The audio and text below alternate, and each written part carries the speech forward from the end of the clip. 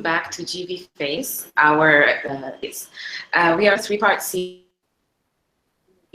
on how they're affecting our 1,100 contributors all around the world. So we're going to have our managing editor, Habib, from just outside, and we have Joey Ayub, Middle East regional editor, and we have Tori Egerman. She is our contributor from Iran. If you have any questions, please send them forward to us, and we're going to have our guests tonight answer them. Hi, everyone. How are you guys doing today? Great. Good, thanks. Hi. Okay, so first of all, we can easily say that this election cycle has been pretty crazy from beginning to assuming the end. But why do we, people aside from Sahar, why do we care so much about the outcome of the US elections? How does it affect the global scene? For example, the Middle East, Iran, you, Sahar, being in the US. Well, I think it would be best for kind of Joey to start with that. Tori and I can both vote in the US elections, but Joey isn't voting. But he's been interested in the election, so why don't you go ahead and? I guess the obvious answer would be that the US is just a very important player in the global scene, and it's just, if anyone wants to be informed on what happens in the world, he or she better know what's happening in the US elections. It's quite an overwhelming superpower, obviously. I mean, that's the short answer. The long answer is that in many ways, what happens in the US reflects what happens elsewhere because of its central role. So it's very, very important to note certain trends happening, especially given the fact that we're seeing pretty disturbing trends coming not just in the US, but in the West in general and elsewhere when it comes with this rise of populism, right-wing populism and as such. Mm-hmm. How about you, Tori? We know that you can vote, but you live in Amsterdam. So from a European perspective, aside from the Middle East and the obvious conflicts in the area, you or people living in Europe, in Western Europe? I think that's a good question. I think that a lot of Europeans I know, they are concerned about, of course, they're concerned about this election because it does directly affect them. And some of the issues that have come up, say about foreign policy, about NATO, are very concerning, to say the least, to people here.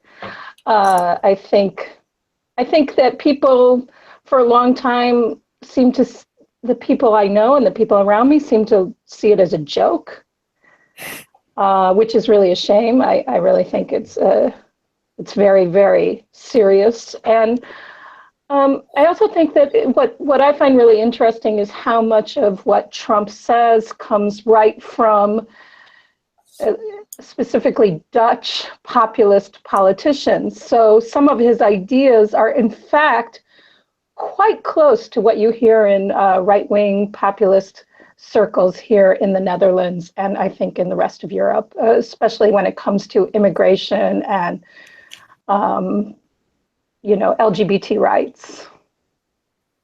Mm-hmm.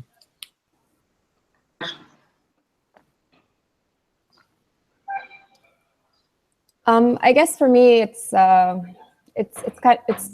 very different process how I'm kind of looking at the U.S. elections. I've lived half of my adult life in the U.S. and half in Pakistan, but I was kind of born here, so I haven't lived through so many different election processes, and the last few have just been depressing, especially after the super PACs, which is it got introduced. It was made possible through a few judicial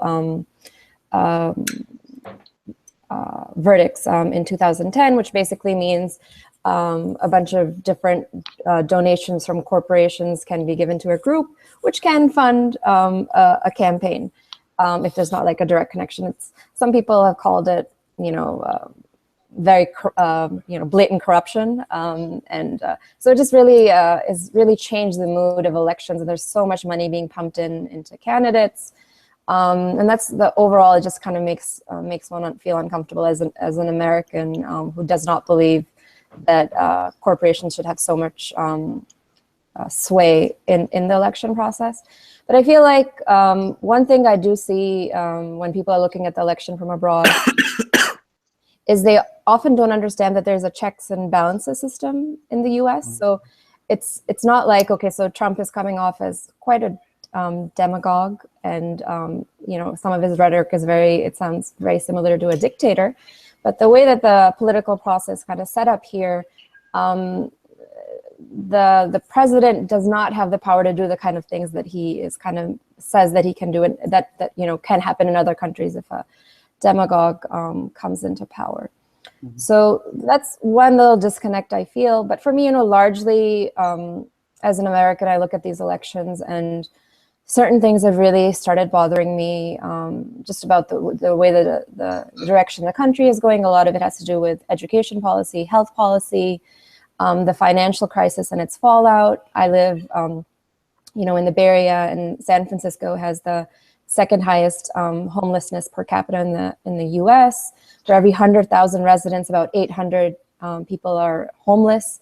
And of these 800 people that are homeless, most of them were San Francisco residents. 70% used to own homes in San Francisco or were renting homes in San Francisco. So this is a very new phenomenon. And to see that, this is also, the heart of Silicon Valley and tech and, the future of the US economy. So you see, it's really disturbing to see that contrast here.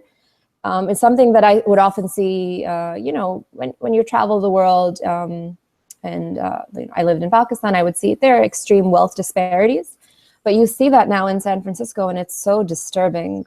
So these are issues that really bother me as an American voter, and I don't feel like either candidate is going to solve these problems. So it's kind of depressing. Mm-hmm. Okay, I'm going to ask a broader question right now.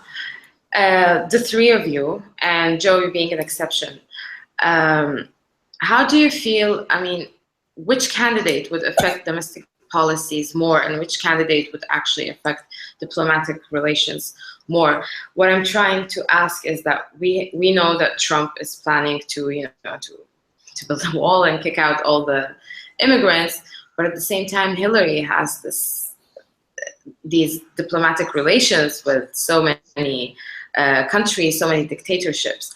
So what I'm trying to say is, where does the danger lie? Does it lie in the domestic policies these candidates are proposing, or does it lie in the foreign policies? What do you think, speaking from a Middle Eastern perspective? Well, I personally think that Hillary Clinton is a bigger threat to the Middle Eastern security and the situation here when it comes to liberties than Donald Trump. No, I would disagree with that, but it depends. So we can take it from two perspectives. From a domestic issues, first of all, I think when we say that Hillary Clinton is very much on the right, a lot of it has to do with how we romanticize Barack Obama. Barack Obama, as much as a progressive he's been on several issues, he's still pretty much on the center right, even on many occasions. And Hillary Clinton is taking up many of his policies and planning on improving many of his policies. So whether someone likes her personally or not, as Sahar said, is not as important, given the fact that in the United States, it's not a cult of leadership. It's not that you have one person coming into power and that person can do whatever he or she wants. But Hillary Clinton, especially I would say thanks to the Bernie and Bernie's movement around him, has at least allowed or has been forced to, let's say, take it a bit more to the left when it comes to domestic policies. When it comes to foreign policies, I just see her as an extension of Barack Obama. There isn't that much of her rhetoric may seem less appealing, but that's just rhetoric. In terms of actual politics, I really don't see that much of a huge difference between Barack Obama and Hillary Clinton. And in fact, if we speak specifically of the main issue that I would say is the most pressing one, which is Syria, Hillary Clinton seems to be much more aware when it comes to Syria than Barack Obama is, or at least less cynical, or more cynical, depending on your perspective. But my point is less that incompetent. yeah, less incompetent if you want. My point is that it's a lot of things. So the way I would approach it, just so I don't take too much time, I would basically say that given that I was a Bernie supporter and I was quite open about it, I agree with Bernie Sanders. And this is the fact that I think many people are forgetting sometimes when they speak of Hillary Clinton, is that Bernie Sanders has endorsed Hillary Clinton. And he's doing it not because he personally likes her, it's quite obvious he doesn't, but because he understands that there is a pragmatism to be applied here. And because he knows that it's not just the presidential election that matters, that you actually have to win Congress over, and that's a whole other battle.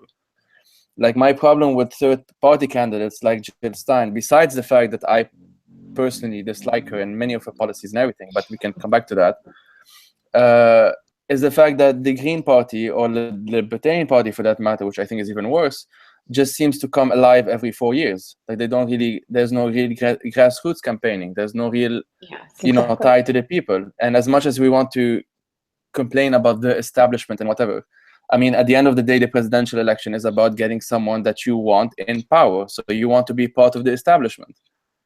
So there's a whole lot of rhetoric and not a lot of facts involved in much of the rhetoric. And I think that's quite damaging. Yeah, I'll just leave it at that. I'm sorry, I don't want to speak too much. One thing I've seen over my lifetime is that the right in America, the social right, let's just say, I mean, I don't mean socialist, I mean social right, like limiting the rights of women and those kinds of things. They have the patience and the long-term vision to push the country, to the right. What's that? And the funds as well. Not only, well, they didn't start out with the funds. So they've been doing this for decades. They've had the patience. They've gone into grassroots campaigns. They've run for dog catcher and school board. And it frustrates me as a long time kind of, I am very much on the social left, maybe. And it frustrates me that so many of my cohorts, so many of people who agree with me on so many issues are very cynical about elections and don't think it's worth voting and don't think it's worth getting involved in politics. So in that way, we have been duped for decades by the right. They have moved America right over time. Let's not talk about, gay marriage. Okay, so that's a great thing. But in general, women's rights have been eroded in many states. Immigrants, the feeling about immigration has really, really become worse. I mean, our policies are in many ways have become worse and not so, and they have pushed those policies in a very patient and a long-term way.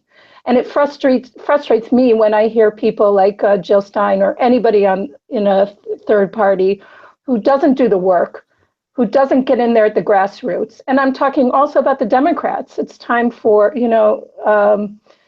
there are so many disaffected leftists, or whatever you want to call them, in America. And it frustrates me that they're too cynical to get involved in the process. We're never going to change. If that's the case. How about you? Is it domestic that you're afraid of? Me? Are you talking about? Or Tori? I'm sorry. Go ahead. Yeah. Both. I live in the US, and even when I'm not living here, I worry about these things from a foreign policy perspective, because I'm a citizen of the world as well. I do travel, I live other places as well. But it's the income inequality has really, really begun to bother me at a personal level, because I've seen it slowly transitioning over the last 15 years. And now I just don't see it getting better. And same thing with education and health. My daughter is 4 years old, and I look at the public schools around me. There's just no good options. And that's really, really daunting and scary because the private education system here is ridiculously expensive. If you think college is bad, look at preschools and kindergartens in the private side. So, and then public schools, like the statistics are horrifying. Like kids, for schools, the percentage of kids that can't read in 3rd grade and 4th grade. So something clearly is going wrong. And I know specifically in the Bay Area, like I understand the problems here. The cost of living has gone up so drastically, the teachers can't be compensated to live in these areas. So the schools just have a ridiculous expectation that teachers can't, I mean, they just can't live here. They can't afford to. So the class to teacher ratio is horrendous. And there are all these other problems that have kind of propped up, and then they see across other areas. And same thing with health. You know, when I speak to someone outside the US and I tell them about the premiums I have to pay for insurance, they're just like, what? And I'm like, yeah, these are the premiums I have to pay just to be insured. And if I get sick, you know, if I have like a simple procedure, like an in and out in a hospital, this is what it costs. I had insurance when I had my daughter, and I think we still paid out of pocket $5,000, and I had a natural delivery. I didn't have a C-section. So it's just maddening to hear that. And if I didn't have insurance, our actual bill from the hospital for a natural delivery was $50,000. So when people hear this stuff, they're like, how is this even possible? I'm like, well, the healthcare system is broken. It's broken at so many different levels that it's like, this is what happens in the end. And then this ends up falling on the individual citizen. And I do think there's a problem in the US. There's a lack of, you know, maybe it's just disillusionment, a civic sense, a responsibility to hold people who are in power accountable. Everyone's kind of like, they're so busy in their everyday lives trying to earn money and to have a house and to put their kids through school. They don't really think about the systems and structures that are making their lives harder. Like as a woman, like it's maddening to see the kind of policies we have for working women in the US. Like there's no mandatory maternity leave. We're the only first world country with that. And like I work for Global Voices, which is this great international nonprofit, and they gave me 2 months paid maternity leave even as an independent contractor because they feel that that's their culture, that they need to do that. Which is great. But if I was working for example, a bank in the US, then I would have been expected to be back at work in 3 weeks. And I don't even think that's physically possible for a woman. And when you do that, what kind of a family structure are you setting up? Mm-hmm. What kind of stresses are you setting up on the family? So there's so many things that are going on in the US that are just, it's difficult for the individual to thrive in. It's difficult for the family to thrive in. So those kinds of things really, really bother me. And then when I look at foreign policy, I started college in 2000. So right when the Bush-Gore election was happening, which is another exciting one. That was my freshman year. And then, 9/11 happened and the Iraq War happened. Afghanistan happened, Iraq War happened. And I'm affected by all these things because I've lived half my life in Pakistan. I worked there as a journalist, and I worked there specifically as a journalist when the Afghan war started trickling into Pakistan. So we didn't really have that many incidences of bombings in the country till it really started in 2006, 2007. And the borders between Afghanistan and Pakistan are kind of porous, and it's a very complicated backstory there, but I was working as a journalist and as a broadcast journalist in Pakistan during those years. So I saw the effects of that war. And even when I was living in Pakistan in my teens, I grew up in Islamabad. Pakistan hosts Afghan refugees from the 80s when the war was going on with Russia, and the US through the CIA intervened. And all these millions of refugees came into Pakistan. And then again with the last Afghan war, which is still continuing to this day, all these refugees. So Pakistan actually hosts, I don't know what the numbers are now with the Syrian refugees being hosted by Jordan and Lebanon, but Pakistan for a while was hosting the largest population of refugees in the world, and this has continued on for decades. Now, unlike 3 million, was it? Yeah, it's still like 3.5 million, I think. So, but the problem is that Life in Pakistan is very different from life in the US. So my parents were immigrants here to the US. They came in the 70s. As soon as they became a US citizen, which was a couple of years, they could vote. But that's not the case in Pakistan. Like these Afghan refugees, their children are born there. They don't get Pakistan national identity cards. They don't become Pakistan nationals. They stay refugees. Even their grandkids can stay refugees because they're only there for a temporary period, which has gone on to 3 decades. So they're like in limbo, not going here and not going there. So these are the effects of these wars can create for decades in different countries. You know, so it's you're between a rock and a hard place. Do I think Trump is going to be worse than Hillary? I have no idea how Trump is going to be when it comes to foreign policy. Does anyone know? We just don't know what kind of a president he would be, because the election process is so different from how people, from what presidents actually are. Look at Barack Obama. His first day in office, he signed off to get Guantanamo Bay closed. Has that happened? No. So we really don't know what we're going to see. And he was following the rules. So. Yeah. You know, so we just really don't know. The election process also has become so, you know, I don't know how it is in other countries. Maybe Joey, you could speak about this, because so much of it is the showmanship. Like you just don't know I don't know who these people are. I don't know who Hillary is. You know, she's been in the public spotlight for so long, so we know of a certain persona. Trump is, you know, he's all talk. So you just really just don't know who he is. You know what he's putting up, but you really don't know. So I don't know who's going to be worse. I'm not excited about either of them, domestically and looking at foreign policy. Sahar, you mentioned an interesting point about the preoccupation of Americans with everyday struggles because of the system, because of the poor standards of living, because of the high costs of everything. Very important question that needs to be discussed and answered, which is, why did Trump gain popularity? And I personally don't think it was because people who vote for him for any ideological reasons. So can you shed some light on that, on how can you connect the everyday preoccupations of middle to lower class Americans, and then you have Donald Trump, and are the stereotypical racist kind of, you know? Not really. I feel like a lot of that is... Yeah, exactly. That's the thing. Yeah. It's very difficult to define him by his ideology as someone who believes that America needs to be great again.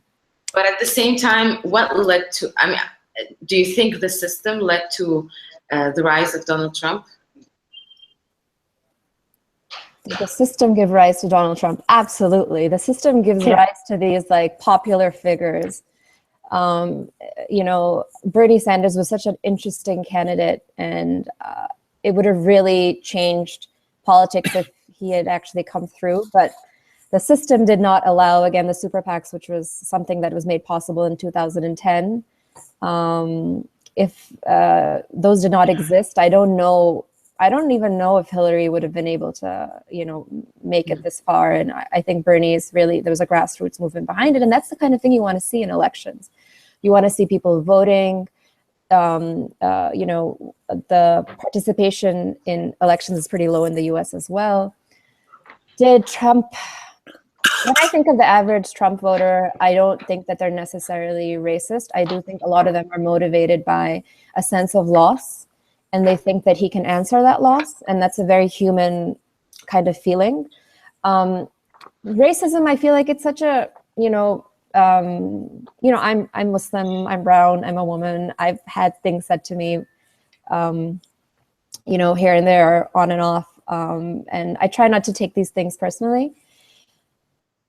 And I try to think about what is motivating people. And oftentimes someone will say something, but if you have a conversation with them, you can bridge that gap, because there's a lot of misunderstanding. So there's a lot of things that are going wrong in the US when it comes to an individual just being able to survive, economy, health, those kinds of things. And then if someone says, hey, your problems are actually, this is a really simple solution to your problems. And it's like, immigrants are taking your jobs, and something as simple as that. What actually that's not. It's not as simple as that. But if someone says that to you, then you might fall into that trap. So it's. The latest statistics have shown that most of Trump's voters are not, as people said, uneducated. Many of them are college voters and the middle class. And I think that they just think that, I've spoken to a couple of people and it's like, oh, he'll lower taxes. And, they're already feeling a financial crunch. So they feel like Hillary is going to raise taxes. He's going to lower taxes. So it's that basic. So there's a bit of that happening. On the outside, I feel like when people look at the U.S. elections, and from the very beginning, everyone just kept on saying, oh, he's a clown, he's a clown, he's a clown. That kind of strips away the real problems of what's going on in the U.S. Yeah, we had no idea. And people think that it's like this progressive first world country making all these like innovations, and they just don't realize that income inequality is becoming it's a scary, scary problem. There was a reason those Occupy movements happened. There's a reason why nothing, it resulted in nothing, no change. There's a systematic problem here where if people on the ground are having problems with the system, the system is not addressing these issues. Obamacare was in the news all the time, and Trump is always throwing it around. Does it really offer protection to the uninsured? Like, a little bit, but not really. Still, the healthcare system is pretty unaffordable still. Joy, you probably have interesting thoughts on this. I have to get going. Okay. So right. I'm just going to say goodbye. Good night. Okay. Thank you so much. Okay. Thanks, Rory. I'll talk to you later. Bye. Bye-bye. Yeah, so Joey, oh, go ahead. Sorry. No, I mean, to add on what Sahar said as well, I do think that the characterization of Trump supporters as being just racists, even if it was statistically accurate, let's say, simply does not make any difference and simply does not help and simply just changes literally nothing. Because at the end of the day, if we're talking about a sense of loss, then we're talking about also a historic injustice, which is obviously white supremacy, which is still quite a huge issue in the US. But besides that, like to go back to the original point, the issue is that, again, there's so much rhetoric, and so the example of Trump supposedly lowering taxes, he's the person who has taken advantage of the low taxes the most, and not low taxes on the poor, low taxes on the wealthy. So when people say he's going to lower taxes, and that's the perception that he gets, but yes, he will, but to who? And who is going to benefit from it? And I'm not saying that Hillary Clinton necessarily is going to be the solution to everything else. Don't get me wrong. I'm quite cynical about her as well, which is that I see that behind her, or the people moving around her, seem to have better progressive values in a sense than the people moving around him. And I think that's quite obvious. And I'm talking, again, not only of the Bernie crowds, but the people who wouldn't be as left-wing as Bernie Sanders, but still have some form of values that can at least be negotiated with. And again, all of this is I'm saying this from a perspective of low expectations. I'm not saying this as someone who's really hopeful about any of the four candidates for that matter. It's just that I see that if we have to vote if I was an American citizen, I could vote based on the lesser of, evil, whatever voting, which I think is actually the moral thing to do. I completely disagree with people who say that, it's we should have better options and stuff like that. But these things take time and grassroots activism, even to get anywhere near where Bernie Sanders got. The fact that Bernie even got as close as he got is quite an amazing feat in and of itself. And that is something that can be built upon. And on that, again, I agree with Bernie Sanders. So my position on this is not that different from what Bernie himself has been saying. That's why he endorsed Hillary Clinton. Not out of personal passion, but he just understands, and I completely agree with him, that Trump is, by many, many standards, far, far worse, even if it's just rhetoric. The fact that he genuinely doesn't know much about anything obviously doesn't help much. Okay. Like I said. Last question before we wrap it up. Let's talk about Syria a little. What do you think, in your opinion, is the most likely candidate to militarily intervene in Syria, whether regime or with the Assad regime? Who has the grid and who would have the approval to intervene? Well, so I'm gonna try and shorten it as much as I can. It's a long topic, obviously. First of all, obviously, people need to understand that intervention doesn't mean anything because everyone is already in Syria. Almost every single major power is already either actively bombing ISIS, or which includes civilians, obviously, because it's not like they make much of a difference between civilians and militants. It's not like when you're above, and bombing that you can always make the difference. Or whether, obviously, when it comes to Russia or Iran, on the side of the regime. But not just that. So when people speak of the word intervention, there are so many words that are being used that are more of a kind of boogeyman scenario than they are actual reality. So when people talk about regime change as being this terrifying scenario, this is the whole point of the Arab Spring. Ashab yurid isqat al-nizam, the people want the downfall of the regime, is not meant metaphorically. We mean it quite literally. And the fact that people have been fighting for 5 years for this to happen it's not the fact that who wins in the United States is gonna change necessarily the outcome of this. The fact of the matter is that Bashar al-Assad is not able to even secure his own army. He can't even defend his own country. He has to invite Iran and all of the Iranian-backed sectarian militias, and obviously Russia, which even is a whole other story, just to get some tiny military advantage. And even then, he's not able to do it completely.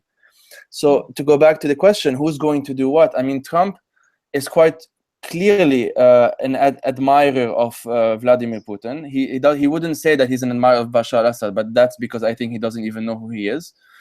And I mean it quite literally. I mean, I know it's funny, but I mean it quite literally. I genuinely don't think he knows much about that. But he does know Putin. He's heard about him, and he admires this kind of strongman leadership that has obviously no real care for democracy, no real care for opinion of other people. It's all about strong man. I am the person. I am your man. Obviously, a man. Obviously, it's never a woman. And I am the one who's going to solve all of your problems. And by solving all of your problems means shut up. I'm gonna do it for you. So in terms of who's gonna do what on Syria, we don't know, because for what we're seeing now is that it seems quite obvious that Obama seems keen, at least, that the facts on the ground change before anyone else gets in power, which will most likely be Hillary Clinton. And what I mean by that is that he is hoping, or the people around him are hoping, that Bashar al-Assad wins. And by which I mean that because this is a regime that you can talk to, this is a regime that you can negotiate with.